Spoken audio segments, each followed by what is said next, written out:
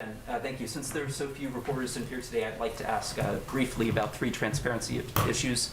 The first one, I'm kind of amazed hasn't been brought up more in this room. That is that Vanity Fair reported recently that on October 22nd, a group of health experts from Harvard, the Rockefeller Foundation, and other groups proposed on a Zoom meeting with administration officials a plan to mass distribute coronavirus tests to homes before Christmas to prevent a winter surge of COVID-19 cases, but that they were told 3 days after that Zoom meeting that that idea was dead.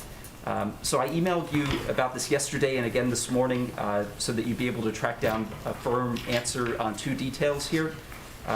The first detail is which administration officials attended that October 22nd meeting. For example, did Drs. Fauci and Walensky participate? And was President Biden personally briefed at the time on that recommendation before it was passed over? Well, maybe people haven't asked about it because we've done a lot of what was discussed in that meeting that happened a couple of months ago, including massively expanding our testing program and capacity. And the issue at the time, which was a very small part of the conversation, was that the market had not expanded enough to at that moment in time be able to launch the website we're launching tomorrow. And the president, used the Defense Production Act, invested $3 billion to expand it, quadrupled the size of our testing capacity, and now we've ordered 1 billion doses. So we see that as our COVID team, the members who participated, saw that as a very constructive meeting, a good meeting, a lot of which we've worked to implement.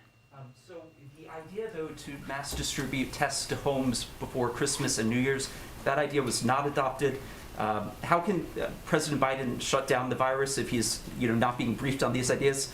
That's my question. So I'm wondering who were the advisors, and was President Biden briefed on this idea at the time? Well, I think I just answered your question, which you may not have been listening. Maybe you were waiting to read your next question, which is fine. But I just answered your question. Let me finish, Stephen, I'm finishing. What I said to you just a minute ago is that we did not have the capacity at the moment. We had a very constructive meeting with this group.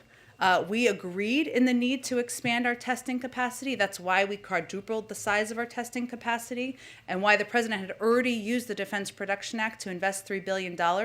But the market did not have the capacity at that moment to do what we're doing tomorrow. Yes, I hear what you're saying, but that's not the question I asked. The question I asked was do you have another question? I think I've answered your question. Was President Biden briefed at the time? Again, I've answered your question. If you have another one, I'm happy to answer it. Otherwise, I'm going to move on to the next person. I didn't get answers there, but I'll move on to another one. Great.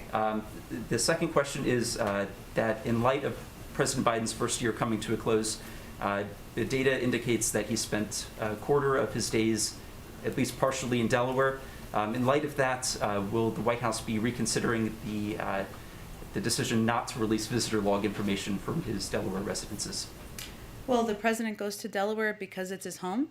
It's also where his son and his former wife are buried.